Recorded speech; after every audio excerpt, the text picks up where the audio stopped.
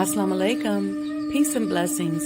You're tuned in to the Sajdah Saturday Morning Coffee Talks, where we talk about life, love, and business.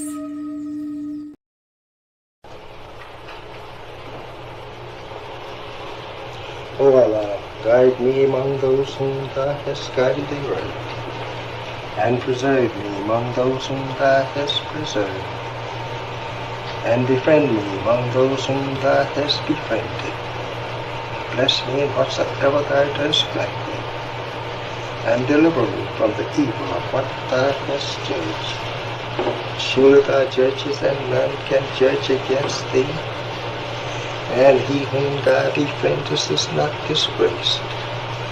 Blessed art Thou, O Lord, and exalted be Thee above what they set up besides Thee. I bear witness, nothing deserves to be served besides Thee, and I bear witness that Muhammad is Thy servant and apostle. Amen.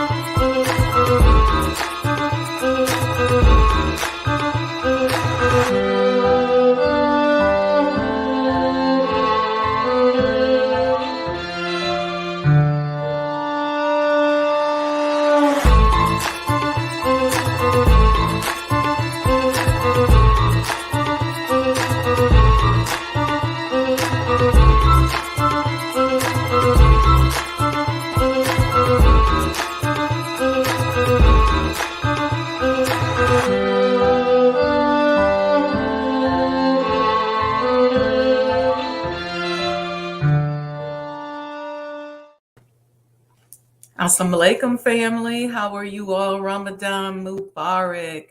I hope your fast is going well. We are in day 20. So we're moving along. It seemed to go fast to me. It was pretty smooth and pretty good. The time has changed because now the sunrise is somewhere around 6:30, and then it extends now to sunset around 7:12, 7:15. So the day has expanded on us, but it's okay. We are moving right along, and hopefully through this fasting process. And I would enjoin anyone, whether you're a Muslim or not, to fast, um, because fasting helps you to restore your discipline. Of course, there's all kind of health benefits, but in terms of discipline, it helps you restore that, helps you to get closer to Allah, especially when you fast and pray and use that time to go deeper into your spirituality. And listen, when you start fasting, stuff start firing off and things start happening. So you have to be you have to remember that too as well. Okay. Before we started, I don't know if you guys saw that we're having a Bitcoin auction for the commemorative Elijah coin on the digital blockchain. And just email me if you want the link in order to go out there and bid. You can email me at, I didn't put the link up here. I'll put it up at the end. I'll find it. But there's a link where you can go out there and bid for the Bitcoin. And I want to just say this to you all, because a lot of people are, they don't really understand what we mean by Bitcoin and investments and things like that. As the world economy begins to change and the structure of the system begins to adjust, using other tools and techniques to preserve money, to preserve history, to preserve value is what we have to be open to. Okay? Because what's starting to happen is just taking your money and sitting it in a bank account is not the way to preserve wealth. And we can go into all of those reasons, but you have to find other ways to preserve wealth. Of course, real estate has always been a good one, and it still continues to be a good one.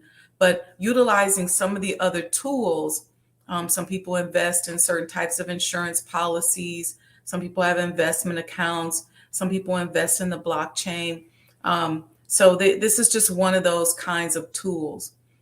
I just want to talk about something today that's a subject that just kept coming up, that's surrounded around the knowledge of self, accepting our own and being ourselves. When the Honorable Elijah Muhammad gave us that instruction in the 30s and 40s, and it became really popularized in the 60s. A lot of people from slavery didn't understand what the X meant. We didn't know that our last name was not our name. So we heard that instruction, accept your own and be yourself. And we said, okay, I get it. I'm going to be so-and-so X and so-and-so X. And we got that. We got real excited, and movement came behind it, because we kind of just reduced it to a name, right? And we all know the origin of our last names, or our slave names, really are handed down from slavery, where as a captured and kidnapped person, you took the name of the person that owned you. So if Mr. Jenkins purchased you off the auction block, you would have become so-and-so Jenkins, or woman Jenkins, or if they gave you a name, that's fine. You might have been Nettie Jenkins. If Mr. Jenkins then, 5 years down the line, sold you to Mr. Franklin, then you went from Nettie Jenkins to Nettie Franklin. Okay? And then let's say Mr. Franklin used you as collateral for a loan, and the bank repossessed his property and his cattle and his slaves and his horses and the land and the crops. And then you went to the bank, and then after the bank, somebody came to the bank sale or the fire sale and purchased you, and he was Mr. Garrison. Then you became Nettie Garrison. So this is why in the Nation of Islam we put the X for the unknown, because we don't know and didn't know, because so much of our history and who we are was erased. And so sometimes we take a lot of pride in, yeah, I'm a Jackson, I'm a Jenkins, I'm a Johnson, but that's really just your slave master's name. That's the one who owned you. So sometimes we think, oh yeah, it's a Johnson, I'm related, but all the Johnsons ain't related, because they was moving the slaves around, they were trading them. So I just want to give that as an example. So we latched on to that really strongly in the 60s. And the Honorable Elijah Muhammad also taught us our identity, and he taught us the white man's identity. Okay? Some of us embraced that, some of us didn't. Okay? Now, fast forward, a lot of us have kind of thrown away the science of that teaching. And here's why. Because when that became popularized and that began to wake us up, just those little facts that I taught you about the ownership in your last name woke us up to a reality and made us to believe a lot of other things or disbelieve a lot of other things that we have been taught during slavery, to realize, wow, this was a complete manipulation and a propaganda. So what happened? The powers that be created more propaganda. And what they started to do and continue to do was to erase our history. And in erasing our history, there's a warfare concept called unpersoning someone. So they would unperson any of our people who didn't agree with them. Maybe you were a great inventor. See, the ideology was that Black people were slaves and we were the property of someone else. And even our intellectual capacity should be owned and controlled by someone else. So you had Black people who were quote unquote free Black people who invented things, who created things. But because that being that inventor and that creator went against the grain of the ideology that existed in the world, you then were unpersoned. And why would you be unpersoned? You would be unpersoned so that your patent or your contribution or whatever it was that you gave that you had of value could be taken from you, and nobody moving forward would even think anything about it. We're just learning about different people. I used to always make a joke, like whoever invented the potato chip must have been the devil because it's so addictive. Come to find out, a Black man invented the potato chip, but he had been unpersoned for so long. He was erased and removed from history. Not just him, but so many of our political figures, so many of our inventors, so many of the great Black people. I always talk about the Chicago Renaissance and Chicago's first century and the contribution that Chicago played to the Great Migration and the establishment of what we know today as pop culture has been unpersoned and erased. Most of us don't know who Annie Malone is. We don't know. So in addition sometimes to unpersoning you, because they had another concept they came up with, reperson. So they would repackage the person or reperson you. So maybe you were this kind of person, and then they would come out with a propaganda or a history that they would write, that they would attach to you, that had remnants of who you were, but wasn't all the way who you are.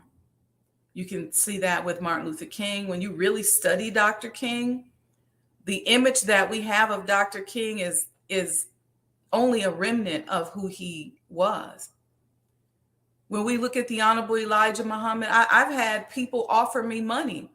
They said, well, we're just going to repackage him. And I said, no, I'm going to just endure the pain and struggle this out, because what I'm not going to do is sell out. I'm not putting that legacy on my family that I was the sellout. Nah, not happening. So we talk about accepting our own and being ourselves. We have to know who we are and whose we are. And it's so easy to get manipulated and negotiated out of who we are, because there's oftentimes a reward attached to allowing ourselves to either be unpersoned or repersoned. So if they say, well, we're going to just repackage you, sometimes we go, okay, that makes sense. And I think one of the most beautiful things that a lot of the brothers in the early days of hip hop, especially in the 90s, who came up out the streets and just said, I'm going to be myself, because they couldn't get a deal. That really was a blessing. They couldn't get distribution. So in the 90s, they came out wearing their fatigues like No Limit and like, look, I'm a soldier. And they were just being themselves. What that did was that ushered in a new way of thinking and a new way of being. It's a direct offshoot to the Honorable Elijah Muhammad teaching us to accept our own and be ourselves. So what we did was we said, okay, you won't let us in. We're going to be ourselves. And that's what a lot of people did during hip hop. But then they jumped into hip hop and started repackaging people, repersoning people. And what is the motivation or the incentive for the repersoning and the repackaging? It's money. It's money.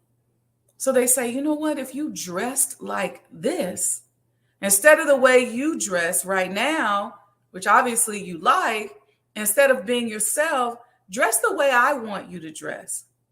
And then I'll reward you with a contract or with money. And a lot of us thought, I can either struggle or take the money. And so a lot of us opted for the money. We let go of ourselves. We sold out our soul in exchange for the reward that somebody who wants to own and control us and continue that mindset of slavery. See, we have a whole system that has been set up based on those predatory behaviors. Here's another way that we ignore the concept of accept our own and be ourselves. As I always quote the great Tom Burrell, who said in his book Brainwashed that the brain washed has now become the brain washer. Okay. A lot of that is because they've designed a system around us. And a lot of us think that the only way to do business is to be a predator. And some of us are so filled with deceptive intelligence that we're not walking around saying, I want to prey on you. I want to be a predator. We really think we're good people. We really think we're helping, but we're really preying on somebody because we're trying to negotiate them out of being themselves and into being what we want them to be. It's something we've learned from this system and this man who has run this system. Negotiate them out of being who they are. And you can do that in the name of, I want to love you. I want to protect you. I want to take care of you. I want to help you get to the top. Here's what happens with that. It worked in the 70s and the 80s. But now we're living in the day and time of the manifestation of God. This is not the day and time to deny or denounce who you really are or whose you are.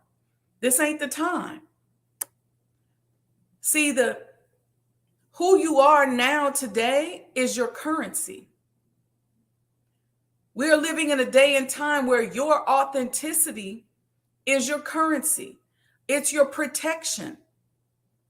It's your passport to the next stage, to that next elevated places like we talked about, that next elevated place like we talked about a few weeks ago. Accept your own and be yourself. Now you see all kind of movements out here adopting that principle. This is an interesting thing about the Honorable Elijah Muhammad and what he teaches us.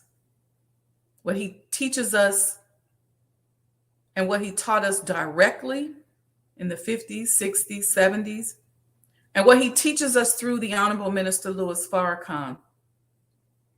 There's principles and a way, a process involved in those teachings. And what people do is they unperson him and repackage it. So they unperson him by writing him away, writing him out as the deliverer or the author of it, and say, and they'll contribute a quote from the Honorable Elijah Muhammad to Malcolm X, or a quote from the Honorable Elijah Muhammad to Muhammad Ali, or anybody. They'll attribute that quote. They'll totally unperson him, take his name off of it, and give it to somebody else. And so we think that that person said it because it goes into pop culture and it becomes propaganda. And then they take the concept. He told us to eat one meal a day. And now they say, well, intermittent fasting. And so intermittent fasting becomes the repackaging of it, right? Accepting your own and be yourself gets repackaged. When you look at these other movements, the LGBTQ plus movement, the women's rights movement, they're taking the principles of freedom, justice, and equality given to us by the Honorable Elijah Muhammad in the 50s, 60s, and 70s, and continue to be promoted and expounded upon and expanded through the Honorable Minister Louis Farrakhan. They're lifting the concept and taking it to their movement. And this becomes a way of life. I watched the Black Lives Matter movement. I remember when they were going down State Street in Chicago, and they had the Black Power fist. Where'd they get that from? All these posters with the fist. I watched our former president and his movement use the Black Power fist. I watched the rainbow get taken from us. Jesse Jackson had the Rainbow Coalition. We had the Rainbow Children. That was taken. And the whole concept of the rainbow removed, and whoever invented it gets unpersoned, and then the concept is repackaged and stolen. This is just a way of life in America. This is a Western way of living. And so oftentimes, those of us that are amateur in applying Islam and business do the same thing. But we do it in the name of Allah, in the name of love. We take a person's concept, we unperson them, and we repackage them. Or we say, I have something in my mind that I want this person to relay, or how I want this person to be. So I'm going to go and work with them. And in my working with them, I have now repackaged them. Let me tell you, one of the first things I do when I get a new client is I sit with them in the first session, which is a free consultation, so that I understand who they are, so that I'm careful not to unperson and repackage them. I see y'all all up in here. I'm going to acknowledge y'all in a minute. I had something on my screen and it was blocking. So that I'm careful not to unperson and repackage them. So I'm asking who, and I'm listening to them so I can identify who they are, show that to them and say, Now, how do you want to structure your business around this? And so some of the principles that I deploy is I make sure that I'm not mimicking the predatory practices of predatory capitalism, which has a business model in it that creates a system that is relying upon predatory behavior and oppression in order to succeed. And so I'm very careful to make sure I understand, what do you want? I'm not injecting anything in your head, and I will give you options. I'll say, okay, let's put together these 5 options. And then you pick. And then we figure out how to wrap the process and system we're developing around who you are. See, a lot of people don't know how to do business like that. They only know how to do business based on what they've seen in the streets. And they may mean well, and they may very well help you to be successful, but they're not helping you to sustain and get up out of this business model that no longer works. So this is a key point, and it's a new way of thinking and a new way of being that a lot of us aren't really thinking about, because we've been taught business by predators. And so even if we come in a nice way, even if we say, I don't want any money from the process. I'm not trying to get anything out of you. I'm just trying to help. I'm just trying to support. But oftentimes, even in that, we're still not liberating that person to be themselves. The greatest entertainers and artists that we know today are people who were able to be themselves. That's where the most power is. But because we are so down on ourselves, our self-esteem is so low. And as a collective, as Black people, we have low self-esteem. Even as Muslims, as a collective, as Muslims, we have low self-esteem. As a collective of people in the Nation of Islam, our self-esteem is low. We're always like, oh, I can't really be myself because they gonna trip.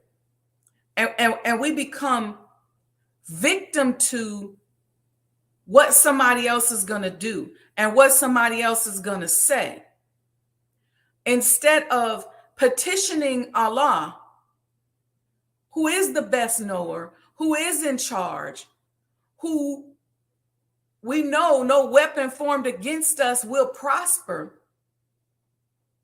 Now, let me say this. I'm not telling you to go out here and weaponize who you are. And some of us do that. We weaponize our Christianity. We weaponize being a Jehovah's Witness. We weaponize being a Muslim. I'm not talking about that. I'm talking about you just being yourself. You don't have to change who you are in order to be successful. You really don't. In fact, about it, since Allah came to make himself known, okay, he's like water. He's looking for, where can I come through? Where can I make myself known? Right there. In this person who's accepting their own and being themselves. Right here in this person. It's going to be hard if this person is altering. And so when you are your authentic self, you're a refreshment. You're a drink of water. You're a magnet to others who are trying to find their way up out of a system that has always told us we are not good enough. See, we're waking up today. We are in a system that has always said, the minute they kidnapped us, they said, we're going to unperson you. And we're going to reperson you into who we want you to be. And so there's always been that tug inside of us, even when we forgot who we are, who we were. There was something inside of us, deep inside of our solar plexus, that said, I'm different. I'm better than this. I can do more. I can do better. This is why during Reconstruction, right after slavery, we did better as a people, economically, spiritually, than we have at any other time throughout history. We own more land. We had more businesses. We invented stuff.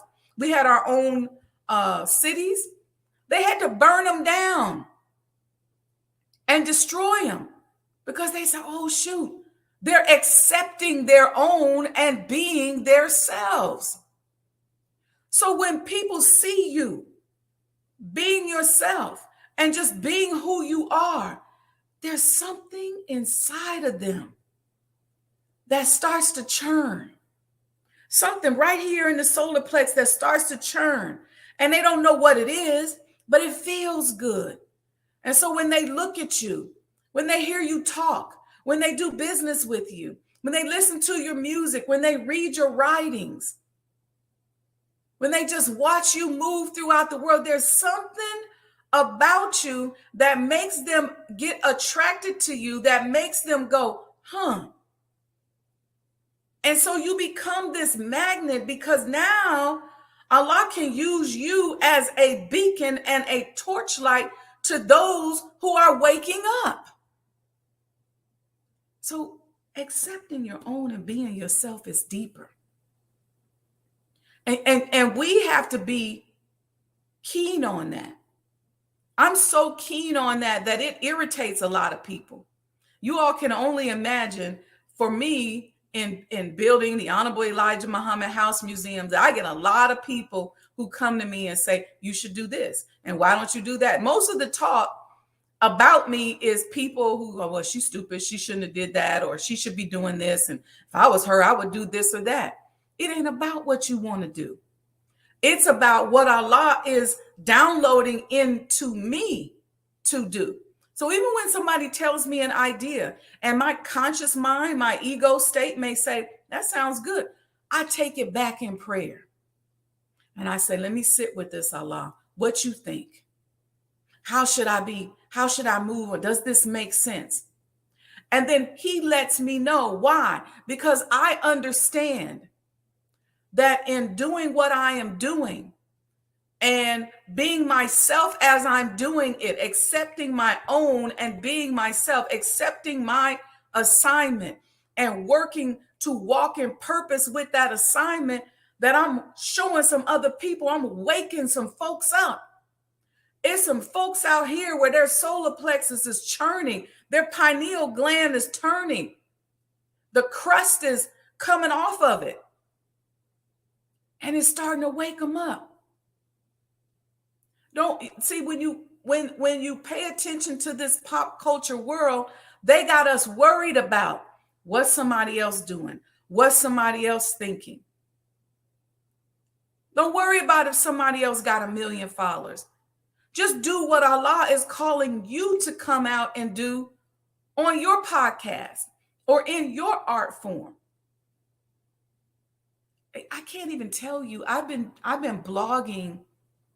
I started off audio blogging in 2000, somewhere like 7 or 8. And then later I started video blogging. I was on radio. I cannot tell you how many blessings have come out of me doing this with you now every Saturday and every Thursday. It used to be every Sunday night I used to do it. I cannot tell you the blessings that I have received because by stepping out here and telling my story and sharing with you what Allah has deposited in me, sharing you my experiences, I just get a high knowing that in some way I may be blessing you. And I ask for support for the network, and I asked you to Cash App because the platform costs money and all of that. But I was doing it when I had to just talk on the phone and you had to call into a conference call to listen. But I've met so many amazing people and business partners right here doing this. So I'm encouraging us all to accept your own and be yourself. And I will say this, I have to give credit to my parents, specifically my mother, because my mother was adamant growing up that we would not be followers. In our house, you got a whooping for two things: lying and being a follower. So you had to figure out how to be yourself. Some of you all heard me say how sometimes I look back at pictures and I'm like, Mom, why you let me dress like this? She's like, you just wanted to be yourself and I was going to let you. Now, sometimes during school photos, she would fix me up. I see the photo and I remember her fixing me up like, no, wear this jacket. You're going to get your hair done like this. But I would do all kind of stuff, cut my hair, and I was just doing stuff. But I'm grateful for that because that helped me build the muscle to do what I'm doing today. It helped me build the muscle that gave me the stamina to endure long-term projects. When most people fall off and run out of oxygen, and we become so accustomed to allowing ideas to die that it's just like a normal thing. It's like breathing. Oh yeah, I started that, but it died. And so that's another thing that I try to guard against in my businesses. I may get an assistant or a friend or a partner, and I just noticed that something we're working on, they ain't doing it no more, or they'll do it if I'm reminding them. And that's okay because I get it that a lot of us don't have the muscle to endure. We like to settle into a groove that'll bring us a certain amount of money, bring us a certain amount of attention, bring us back to that space where we're owned by somebody else. Where, a lot of us own our businesses and we have our own independent businesses, but we act like we still work for somebody. A lot of people can't own their own business because they can't work for themselves. Because this little principle right here, accepting your own and being yourself, this is where your creativity comes. This is where your authenticity comes from. This is where you will invent and develop something that is unique to you that will sustain you and your family for generations. But the minute you stop being yourself, the minute you stop being that beacon of hope for others who are waking up, you start cutting off your revenue. You start cutting off your blessings. You might gain a little momentum, but then it becomes like, well, where do I go from here? So the next time somebody tells you they want to repackage you, or you notice that somebody's been person, repost. Repost these things that you see about inventors. Study your history, because once your history is taken away from you, you can be manipulated because you have no legs to stand on. You have no reference. As the Honorable Elijah Muhammad said, history is the best at rewarding its researcher. See, now you don't know what they did in the past. You can't see patterns. I'm always looking at patterns and I say, man, this is the same playbook. When I see people running scams, I recognize the scam because I recognize the playbook. When I see people thinking a certain way, I recognize the manipulation because I recognize the playbook. I see you doing to them what you was trying to do to me, or maybe what you did to me. I'm paying attention because I'm a student of history. So don't let them unperson your family members. Don't let them unperson you by first going, let's repackage you. Let me repackage you. Let me change you up. And again, it's a process that a lot of people deploy. And why do they deploy it? Because they've seen it done, or they deploy it out of fear. And here's the last thing I'm going to say before we go. A lot of us love and support out of fear. That's another thing that I work on in business. It's one of the reasons why certain industries I don't really do anymore. Many of you know that back in the day I had a entertainment business. I I don't do that and have no desire to be in that business anymore. And so I admire people like Golden Child that we had on Thursday, who are developing their own movement and their own way of doing things, because in that industry, you have to unperson and repackage in order to make it. And it's too much morphing and changing that you have to do in order to get to the bag. Unless you create your own system, unless you create your own process, unless you come up with a way to do it where you're creating a collective that supports you. And when you look at somebody like this brother, don't let me tell you something. The Nation of Islam and the Muslims are very, very powerful. Conscious people are very powerful. We've never monetized our power.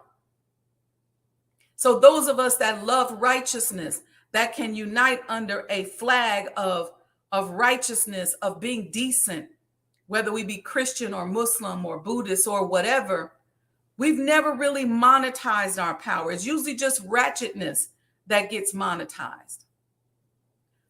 But if we decide, you know what, I'm going to start supporting that sister with the podcast on the network, Sajdah Wendy Muhammad, because I like the righteous way in which she tries to approach business. And we start to use our unity and change the algorithm and get behind righteousness.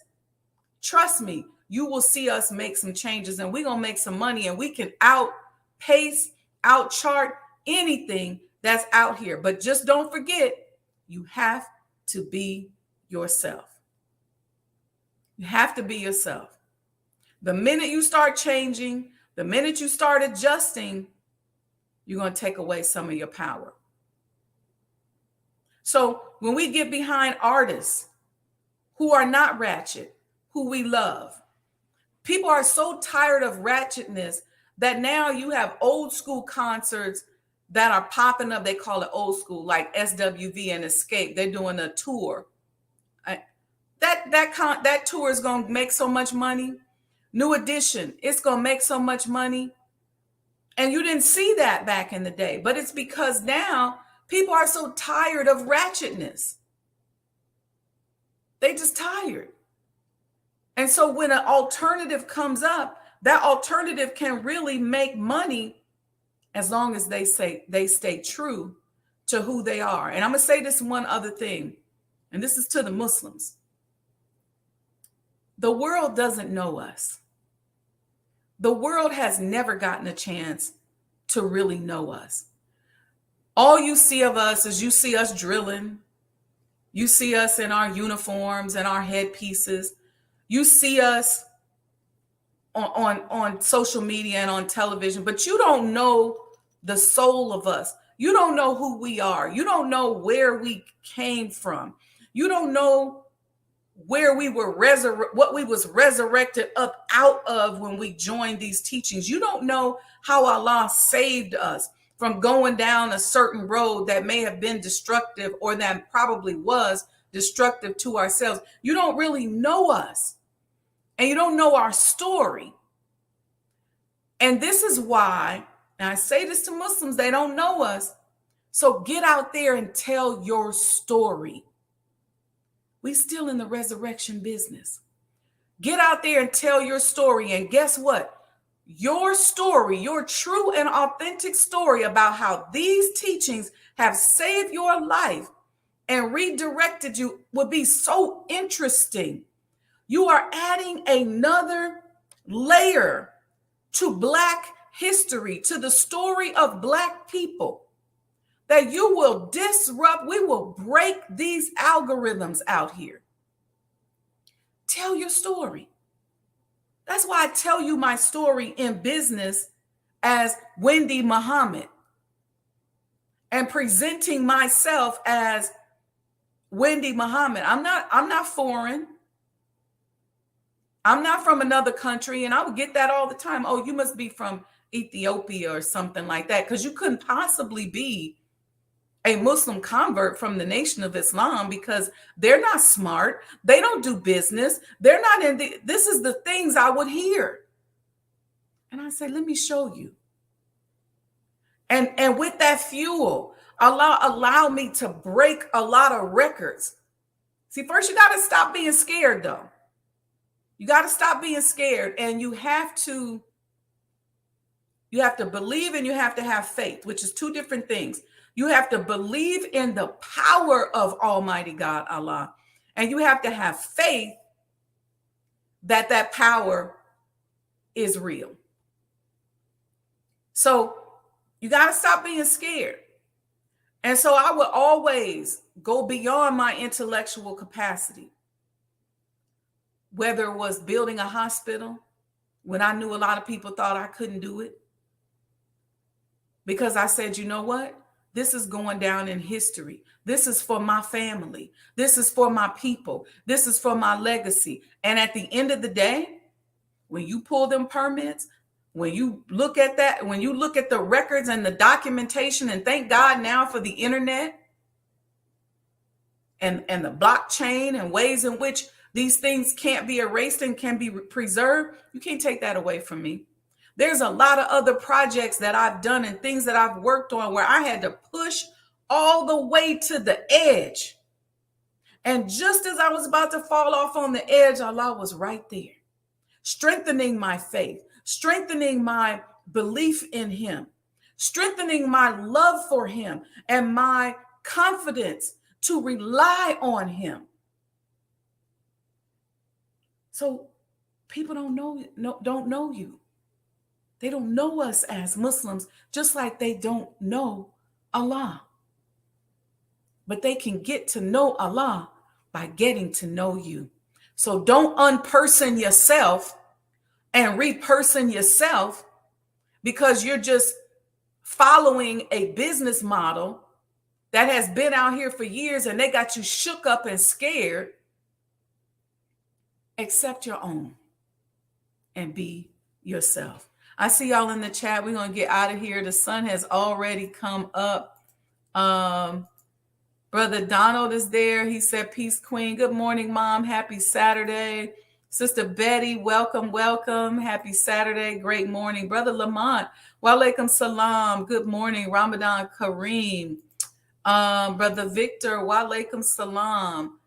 Let's see. We got Sister Alita says, Assalamu alaikum, Ramadan Mubarak, morning blessings, everyone. So, walaikum salam, Ramadan Kareem to you.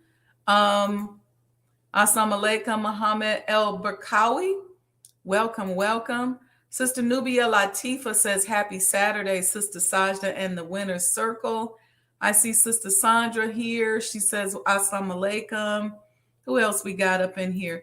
Magnolia Crescent, Ramadan Mubarak. Ramadan Kareem, Magnolia Crescent. That's Brother Anthony and Sister Karima. Let's see. Brother Lamont making a comment about intermittent fasting. That's exactly right. Sister Crystal said, this blessed me so much. Thank you and praise be to Allah for accepting your own and being yourself. Thank you, sis. That's the best compliment you could give me, that it blessed you. Listen, you all. Support the network, hit the super chat at the bottom, go to the Cash App. Don't forget, we do have the Bitcoin auction going on, the commemorative Elijah coins. Oh, shoot, I just dropped it. But the commemorative Elijah coins, and it went across the room. Okay, the commemorative Elijah coins are also available. And let me say this. Give you a few quotes from the Honorable Elijah Muhammad as we go out. Oh Allah, please let me continue to be a believer and let no man deceive me and take away my reward. That's what this talk has been around. Don't be deceived either by love or by hate, and don't let fear negotiate you out of your reward. He also said to us, do not withhold your good just because another withholds his or her goods. You do your part. You accept your own. You be yourself. You support. Don't look around and go, I know I'm supposed to be supporting Black businesses. I really want to support Sister Sajdah. Let me look and see if anybody else is supporting her. Let me wait. Let me wait till this afternoon and ask around. Be your own person. See, that's what my mama taught me. Be your own person. Stand up for what you believe in and what you desire makes sense in your heart. Because guess what? That desire in your heart is Allah encouraging you to accept your own and be yourself. And let's see, did we do this one? Yeah, we did that one. All right, so make sure you like and subscribe. You all got it. I think y'all got the message. All praises due to Allah. Thank you, thank you, thank you. Let's see. We'll be back Thursday, inshallah. I am working on some everyday shows, in particular coffee talks. So it'll be Sajdah coffee talks every day. So I'm working on it, just trying to figure out how to do it, without too much drama. We can make it a produced show. And what I may do is produce some of them where they would be replays, but then I really like this live concept. So I think what we may do is just kind of go with a still camera and just some mornings sit in the park and do it. And some mornings be in the kitchen and be in different places. Some morning with the other camera that I bought, we can have guests that can come in actually, and so we're going to play around with that and see what we can do. All right. Peace and blessings, family. Love you all very much. Ramadan Mubarak. Make this fast your best fast and the best Ramadan yet. And jump on. You can email me if you want to purchase a commemorative Elijah coin, or if you want to know how to bid in the Elijah Coin 20 Bitcoin auction. Peace and blessings, family. Assalamu alaikum.